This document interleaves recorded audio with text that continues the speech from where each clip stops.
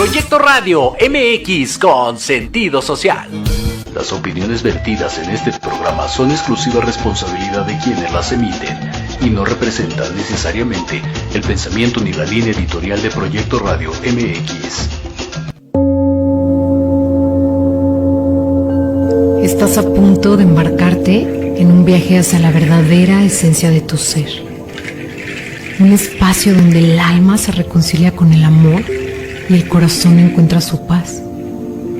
Bienvenido a Reconectando al Amor, donde cada palabra, cada suspiro te guiará en un viaje para recordar la luz y el amor que habitan en ti. Respira profundamente. El viaje comienza.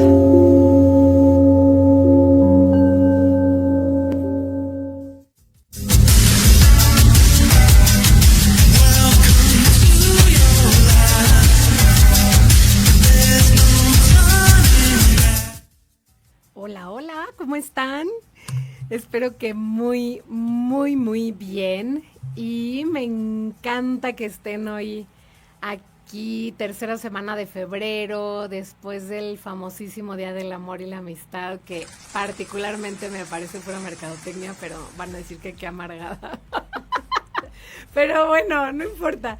La verdad es que aquí el amor se respira siempre. Y hoy estoy súper, mega feliz de tener aquí a Valeria Bravo. Vale, ¿cómo estás? Oye, pues muy emocionada por estar aquí contigo, por hablar obviamente de este tema que me apasiona por muchos aspectos y pues de compartir con tu audiencia, ¿no? Y además me encantó como esta introducción, ¿no? Como de reconecta. Entonces creo que el tema de hoy justamente va a hablar de eso, como de cómo reconectamos con nuestra esencia. Exacto, con nosotros mismos, con nuestra...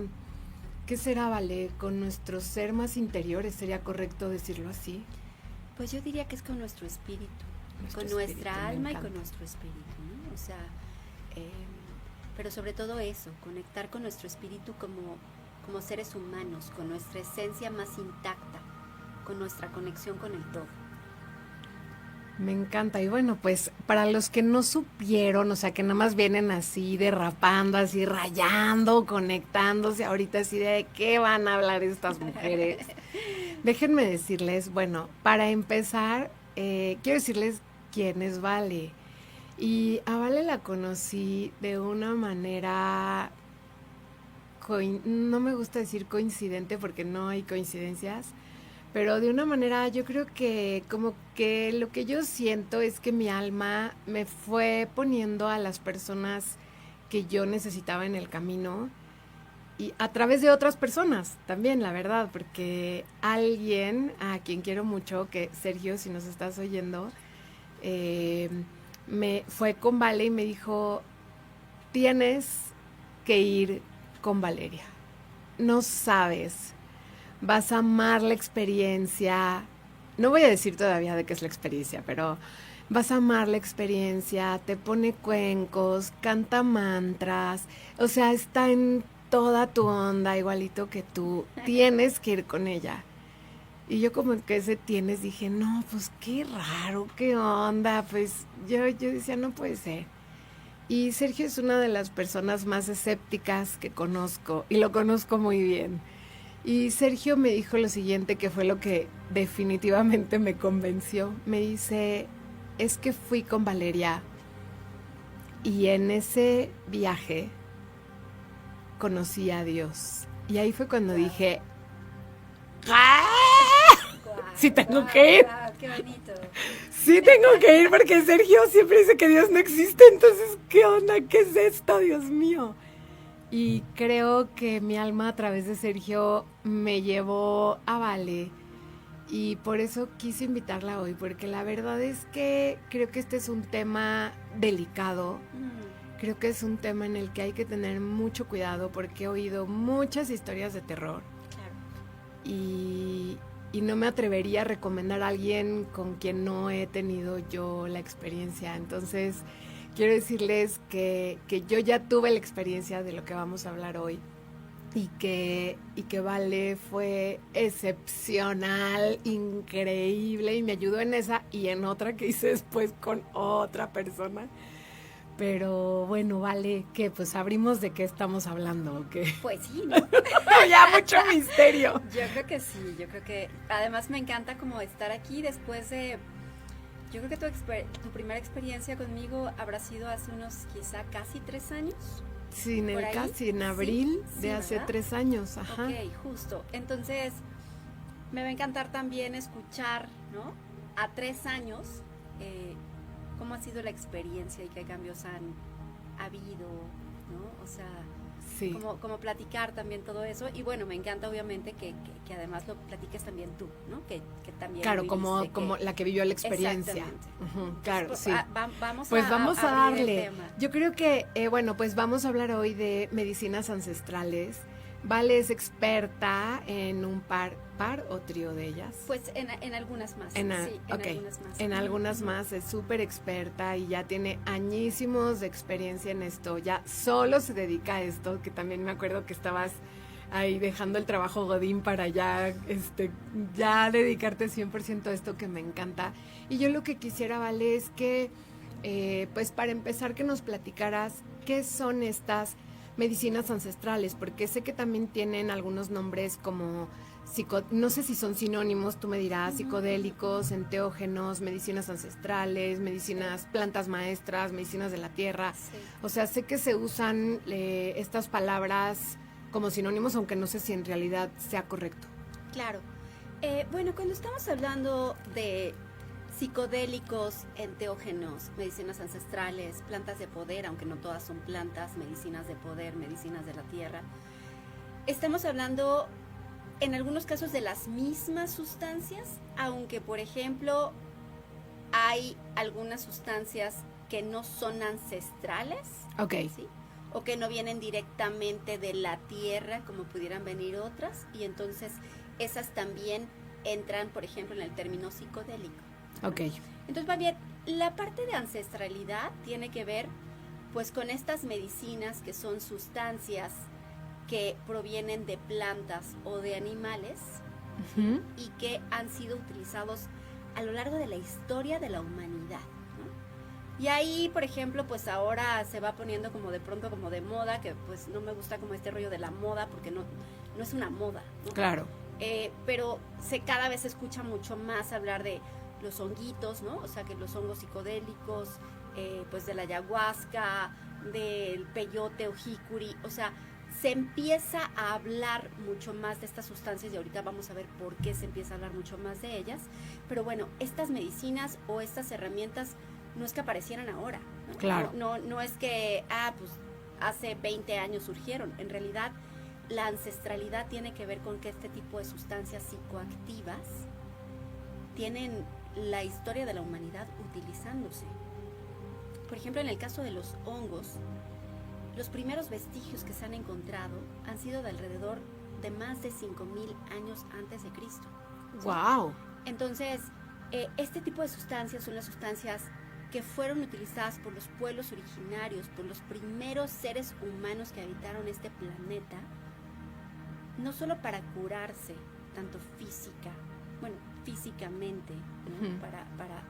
Para curar cualquier tipo de cuestión que pudieran haber tenido, sino también para conectarse con la divinidad, con sus dioses, con la naturaleza, para poder expandir la conciencia y poder observar mucho más allá de lo que los 5 sentidos nos permiten de pronto percibir, ¿no? Entonces, estamos hablando realmente de estas sustancias que han sido ancestrales. El término de psicodélico, ¿sí? Más o menos nace como en los años 50, porque se empieza a hacer realmente experimentación científica formal y seria por parte de muchos científicos, de doctores. En ese entonces se empieza a tratar específicamente a personas que sufrían de alcoholismo y también a personas que sufrían de esquizofrenia o algún otro tipo de trastornos mentales. Y se los empieza a tratar en ese entonces con LSD, ¿sí? Que por ahí se descubre. ¿El LSD es sintético? El LSD proviene de un hongo, ¿sí? Ok. Entonces, pues realmente también viene de la naturaleza, pero del cornezuelo del centeno, ¿no?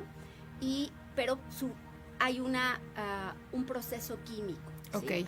Hay una síntesis de la sustancia, ¿sí? Esto se da en los años 39, 40 en Suiza, de hecho en una farmacéutica, Paul Albert Hofmann, que es uno de los considerados como padres, ¿no? Pioneros en la parte de la psicodelia, y él estaba buscando un medicamento para aliviar algo muy específico y de pronto pues encuentra el LSD. Por accidente. Pues por accidente en ese entonces, y empieza, como no sabe para qué le sirve, pues como que lo deja ahí un poquito ahí guardado, y de pronto unos 3 años después, por accidente, ahí sí por accidente, él toma un poco de la sustancia, la cual es absorbida por la piel y tiene un viaje psicodélico, ¿no? El primer viaje psicodélico, digamos, fuera de los pueblos originarios. Ajá. Entonces, ahí en 1942 es cuando surge como todo este movimiento psicodélico, porque en realidad este médico, este investigador no sabe para qué puede ser utilizado el LSD, así que lo manda a institutos de investigación, a universidades, a hospitales, y les dice, miren, utilicen esta sustancia, vean para qué les puede servir. ¿Qué? Y a cambio de que la puedan utilizar de forma gratuita, escriban un artículo. Okay. Entonces, en ese entonces se dan más de 1000 artículos alrededor de la utilización de esto para sanar, ¿no? Okay. Entonces, cuando estamos hablando de medidas ancestrales, tiene que ver pues con la ancestralidad, ¿no? Con este tipo de sustancias como la ayahuasca, como el jicuri peyote, como el San Pedro, como la salvia divinorum, como muchas sustancias que han existido el tiempo que tiene la Tierra. Sí, o sea, miles de millones de años, o sea, no estamos hablando de miles de años, estamos seguramente hablando de miles de existían millones de años. antes de que a lo mejor existiera la propia humanidad, ¿no? Pero sí. En realidad quienes lo empiezan a experimentar con este tipo de sustancias, pues son esos pueblos originarios, estos primeros seres humanos, y posteriormente, como el conocimiento que tenemos sobre el término psicodelia y sobre el uso de este tipo de sustancias ya en el mundo occidental y sobre todo en el mundo científico, porque sí me gusta recalcar que el primer uso que se dio de este tipo de sustancias fue por investigadores, fue por científicos. Okay. Ajá. Fue más o menos en ese año, ¿no? Bueno, en el 1942, que es cuando se utiliza por primera vez o se ingiere este tipo de sustancias y se empieza la investigación. La investigación se empieza más o menos en 1950. O sea, estamos hablando ahí medio del movimiento hippie, como que pues no quiero decir se une, pero como que hay ahí algo coyuntural, ¿no? Exacto. Y justamente ese es parte del problema, porque esta investigación que se empieza a hacer en un hospital en Estados Unidos, ¿no? Con este tipo de adictos al alcohol o bien con personas que tenían algún tipo de trastorno mental, y la verdad es que los resultados que se tienen entonces son maravillosos, ¿no? O sea, se dice que más de un 60% de las personas que sufrían de este tipo de adicción logran recuperarse. Wow, es una tasa enorme de rehabilitación que no existe hoy en día. Exactamente. Y por ahí, por ejemplo, estuve también investigando que el fundador de Alcohólicos Anónimos, de este programa que afortunadamente sigue existiendo hasta ahora con grandes resultados, en realidad él también curó su alcoholismo gracias al LSD, y en su momento él pensó en integrar el LSD dentro de este programa. Okay. Y ahora que comentas lo de la parte de la época hippie, pues justamente parte del problema en satanizar este tipo de sustancias fue que salen de los laboratorios, empiezan a ser utilizadas por los jóvenes de la época, y entonces pues sí se empieza como a ver un desorden, ¿no? Como en uso recreativo. Totalmente recreativo. Más que para curar. Exactamente. Sale de los laboratorios, sale a las fiestas, sale como a estos movimientos también en ese momento, pues sí, de jóvenes, ¿no? Que quieren, es como un movimiento de contracultura, ¿no? Ante tantas estructuras, ante tantos lineamientos, ante tantas prohibiciones. Bueno, y la posguerra también, ¿no? O sea, estamos hablando de la posguerra también ahí, entonces, pues así como living la vida loca, o sea. Exacto, como un movimiento social, ¿no? De jóvenes Y esto también pues lleva justamente a la prohibición de los mismos, ¿no? En ese entonces pues empieza justamente como todo el movimiento hippie en Estados Unidos, los movimientos en contra de la guerra de Vietnam, ¿no? Ujú. Y bueno, por ahí, en ese entonces el presidente Nixon en Estados Unidos, junto con algunos empresarios, por ejemplo el dueño de una farmacéutica, Sí, claro. o sea, realmente no les conviene, ¿no? Que estos jóvenes hablen de libertad, que hablen de no vayas a la guerra, que hablen de amor y de paz, ¿sí? En una época de guerra. Ujú. Entonces, hay muchas razones políticas y económicas atrás de la prohibición, ¿sí? Y tristemente no solamente se pone en esa prohibición a este tipo de sustancias como pudiera ser el LSD, ¿no? Sino también en esa misma bolsa de sustancias prohibidas se pone a las medicinas ancestrales que habían sido utilizadas por los indígenas en México y en muchos países, ¿no? Ujú. Sí, o sea, bueno, no sé, supongo que también en Oriente, ¿no? O sea, como toda Sí. la parte de los opiáceos y Por demás, supuesto, ¿no? por supuesto. Pero bueno, pues para nosotros obviamente es mucho más conocida. Además nosotros aquí como mexicanos, creo que pues toda la parte de los honguitos con María Sabina, que también es como de esa época, ¿no? Claro, de hecho, estos primeros vestigios que se encuentran de honguitos o del uso por parte de chamanes o de hombres de conocimiento Ujú. vienen de África, ¿no? Ok. Entonces, por supuesto, allá se dan en México, me gusta siempre recalcar que México es el país en el mundo con mayor variedad de medicina enteogénica, Wow. ¿no? De medicinas ancestrales. Ujú. Y esto está relacionado, por supuesto, porque también somos el primer país en el mundo con mayor comunidad indígena que siguen existiendo, quedó. afortunadamente, Ujú, que siguen quedó, existiendo sí. a pesar de la persecución y de las matanzas y de todo esto. Bueno, pues estos grupos indígenas, que son los grupos originarios, Ujú. siguen manteniendo también la tradición, la sabiduría y el uso no solo de la medicina psicodélica, No, de todo. de las plantas, de las Sí. medicinas que vienen de la tierra, ¿no? Sí, vale, hablabas hace rato, yo quisiera como que aclarar dos términos. El primero, psicodelia, Ujú. o sea, ¿por qué se les llama psicodélicos? O Ujú. sea, ¿qué efectos qué es la psicodelia? Ese es uno. Y el otro que me importa mucho también es qué significa la expansión de conciencia. Creo que eso es algo que nuestros radioescuchas quisieran saber. Claro.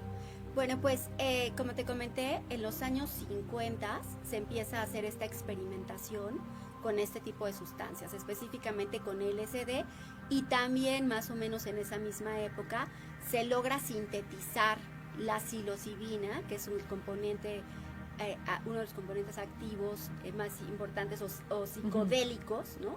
O psicoactivos de los hongos. Uh-huh. Entonces, en esa época, en los 50s, que se empieza a experimentar con este tipo de sustancias, pues hay mucha experimentación y hay muchas personas que llegan a ingerirlos. Uno de ellos es Aldous Huxley, ¿no? Que es este gran de Brave New World. Exacto, este gran escritor. Entonces, él junto con el doctor Humphrey Osman, que es este doctor que ha estado experimentando con el uso de estas sustancias para sus pacientes en un hospital, Uh-huh. ¿sí? Ellos como que se hacen amigos, él le da a Aldous Huxley uh-huh. esta sustancia, y entonces pues Huxley tiene este tipo de experiencias que lo lleva a escribir algunos de sus libros más importantes, y entonces pues ahí empiezan como a hacer este tipo de juego de palabras, de cómo le ponemos, ¿no? O sea, Okay. Y entonces por ahí hay como una frase que dice que es como en inglés, dice, if you want to feel a bit angelic, take a bit of psychedelic, ¿no? O sea, si te quieres sentir como angelical, toma un poco de psicodélicos, ¿no? O sea, empiezan como a jugar con palabras, ¿sí? Y de ahí surge la palabra de psicodelia, ¿no? Que tiene que ver justamente pues con esto, ¿no? La parte de enteogénico pues también viene como me parece que viene del griego y tiene que ver con estas sustancias que te hacen sentir a Dios. Es como este término que se llama como Dios en ti. Wow. ¿Sí? Enteogénico es Dios en ti, uh-huh. ¿sí? O sea, Dios adentro de ti. Ajá. Como este descubrimiento de de nuestra parte divina. ¿sí? Entonces, bueno, tanto la parte de psicodelia como la parte del término de enteogénico tiene que ver con la conjunción de estas palabras, que tiene que ver con ese efecto, que es uno justamente de los efectos que tú iniciaste esta plática diciendo que Sergio, que te recomendó conmigo, te había dicho que había descubierto. Vi a Dios, ¿no? Vi a Dios, es como vi a Dios, estuve con Dios, sentí a Dios, hablé con Dios. Claro. O sea, cuando me dijo eso, una persona que toda la vida ha dicho, no creo en Dios, claro. O sea, de repente viene y te dice eso, dices, wow, ¿de claro. qué me está hablando? Claro, o sea, claro. Ahora sí, te escucho. Claro. ¿No? Por supuesto que es algo impactante cuando alguien así te dice y aparte con una certeza. Claro, porque lo sintió. Dices, claro que dices, es verdad, no es o sea, leyó, no está... No es que lo pensó, sino es realmente que lo sintió. Y es, o sea, los psicodélicos tienen tienen como muchos, hay muchas explicaciones que incluso la comunidad científica, que incluso hasta el más escéptico, ¿sí?, podría entender desde la mente. Y es lo que pasa a nivel cerebral. O sea, a nivel cerebral, cuando uno toma este tipo de sustancias, suceden muchas cosas. Se rompen o se deshabilitan estructuras cerebrales que normalmente están totalmente activas y rígidas, ¿sí? Hay una liberación o una inhibición de nuestros neurotransmisores, ¿sí? Hay ciertos neurotransmisores en nuestro cerebro que también sirven como para modular qué es lo que estamos percibiendo. Okay. Ajá. Entonces, a nivel cerebral hay mucha actividad que sucede cuando nosotros tomamos este tipo de sustancias. Y es por eso que podemos observar más. Entonces, ¿cómo observamos los seres humanos? ¿Cómo percibimos la vida?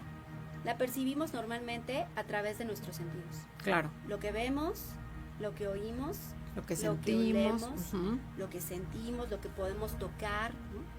Ya si somos personas más sensibles, pues podemos sentir, ¿no? O sea, como sentir la piel, las texturas, tipo de cosas. Pero digamos que percibimos el mundo simplemente a través de nuestros sentidos, y nuestros sentidos es nuestro cuerpo físico. Sí, es la materia. O sea, es el mundo material. Sí, los 5 sentidos que te enseñan desde chiquito. Punto, se acabó. Punto. Ahí terminamos. Así es. Y luego vivimos además en este mundo donde justamente todo lo percibimos a través de nuestra mente, de nuestro cerebro, ¿no? Vamos creando desde chiquitos, entonces te dicen, tú eres sana y eres una niña, ¿no? Y las niñas tienen que hacer todo esto, y tienes que ser una niña buena, y tienes que ir a la escuela, y tienes que sacar este tipo de calificaciones, y tienes que, ¿sí? Y entonces, todo este mundo de los niños, que es un mundo lleno de posibilidades, lleno de percepciones, lleno de conexión con todo lo que les rodea, cada vez se va limitando, ¿no? Con todos los deberías, que en psicología se llaman introyectos, ¿no? O sea, yo soy esto que me dijeron. Claro. ¿Sí? No soy otra cosa, no puedo ser más. Si me dijeron que tengo que ser una niña buena, pues soy una niña buena, ¿no? ¿Y qué significa ser buena? Pues que te callas, que no dices lo que sientes, ¿no? Que solamente puedes hablar cuando tu papá te lo permite, que si haces un coche y la maestra te dice, haz un coche rojo, ¿no? Pues tiene que ser rojo, y a lo mejor tú lo ves como rojo, pero de diferentes tonalidades, no tiene que ser rojo, este tipo de rojo. O sea, nos va limitando a través de nuestras vidas todas esas posibilidades con las que nacemos. ¿Sí? Y todo eso es como si se fuera haciendo como una forma en nuestro cerebro. Una forma que nos dice, yo soy estas son mis posibilidades, ¿no? Tengo que hacer esto en la vida, tengo que comportarme de cierta forma, no debo de pensar ciertas cosas, no debo de sentir ciertas cosas, no debo de decir ciertas cosas. Entonces, sin darnos cuenta, vamos creando estructuras limitantes totalmente en nuestras vidas. Y a veces creemos que esa es la vida. Claro. Y vivimos toda nuestra vida de esa forma. siguiendo las leyes de esas estructuras que al final nos fueron impuestas de alguna u otra forma, ¿no? O nos las impusimos nosotros mismos también por encajar en un grupo, en una sociedad, en una forma. Y no es que esté mal, porque estamos en una sociedad. Que así funciona, y además. Tenemos, claro, y tenemos que seguir ciertas cuestiones y tenemos que seguir ciertas normas y vamos, o sea, no se trata de ser unos rebeldes sin causa, no, pero sí se trata de poder entender qué es lo que nos ha hecho ser como somos. Y cuáles son todas esas posibilidades que quizá no hemos explorado. O sea, yo me he sentado con muchas personas y les he dicho, por ejemplo, el otro día con un amigo querido, ¿no? Y le dije, oye, bueno, ¿y a ti qué te gusta en la vida? O sea, y él me dijo como, ¿cómo ¿a qué te refieres? O sea, ¿cómo qué? ¿No? Y como se puso nervioso. ¿Cómo qué? ¿De comida? Sí, le dije, a ver, pero ¿qué te gustaría? Porque hablábamos como de trabajo, y le dije, ¿en qué te gustaría? O sea, ¿qué otras posibilidades habrías para ti? ¿No? Me dijo, dije, si no tuvieras que trabajar en lo que trabajas para mantener a tu esposa, a tu hija, tenerla como, o sea, darles esta vida. O sea, supongamos, es una fantasía, es solamente un ejercicio de imaginación, ¿no? Pero si tuvieras todo esto resuelto, ¿a qué te dedicarías? Sí, ¿qué harías con tu tiempo? ¿Qué te apasiona? Y me dijo, no sé, y nunca había pensado en eso. Es un hombre de 45 años. Nunca ha pensado en qué le gusta más allá de su rutina, de ir al trabajo, de ver el fútbol los fines de semana. ¿Sí?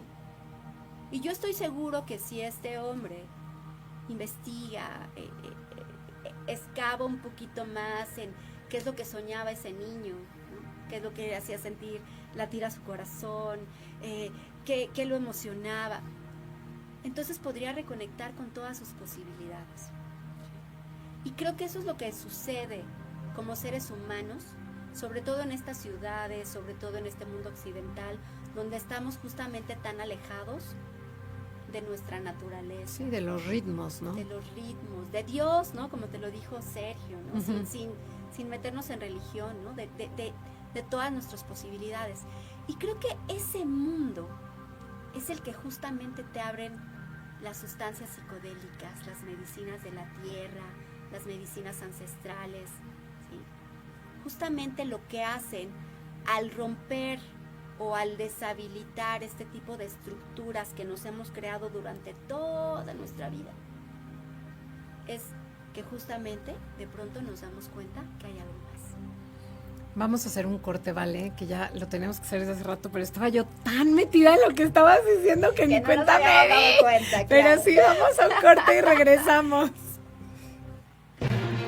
Soy Tania Damián y te invito a escuchar Ángulo 7 Radio, un espacio de noticias y opinión sobre Puebla y México. La cita es todos los miércoles de 8 a 9 de la noche por Proyecto Radio MX con sentido social.